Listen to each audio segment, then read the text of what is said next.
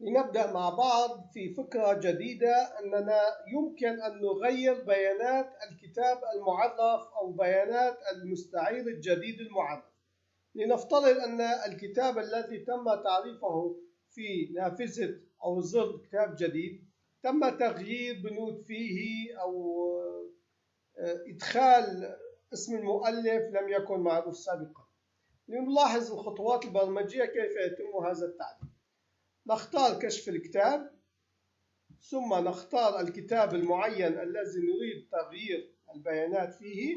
لنفترض أن اسم المؤلف هو بدال ال AA هو ال BBB، وعندما ننقر هذا الزر يقوم بعملية التعديل. أيضا يمكن تغيير التصنيف أو تغيير الاسم.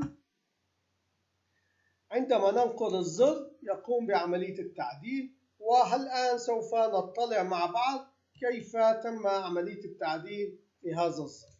هذا الزر ماذا يقوم من خطوات برمجية؟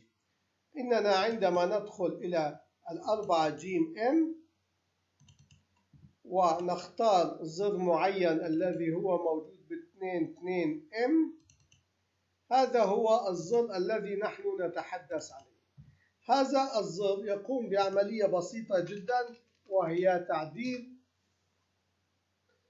بيانات الخلايا. نلاحظ أن هذا الزر يقوم ويعود ويقول أن الخلية A2 الموجودة في اسم الكتاب في الملف الذي تم تصميمه للكتاب يأخذ ما تم تسجيله بالتكست بوك 50، والأمر مشابه لجميع البيانات. فإذا هذه هي بيانات الكتاب الجديد. نقوم ونجدد له الخاصية ونقول له حفظ. انتهى درس اليوم. رأينا عملية التعديل كيف تتم، وهي عملية تحديث للخلايا مثل عملية الجديد. نلتقي غدا إن شاء الله في درس جديد يخص بإدخال كمية الكتاب. نحن الآن نفترض قمنا بعملية الجلد أو أحضرنا فاتورة شراء جديدة. سوف ندخل كمية الكتب للبرنامج ليتم معرفة رصيد الكتب الحالية لدينا. نلتقي غدا إن شاء الله.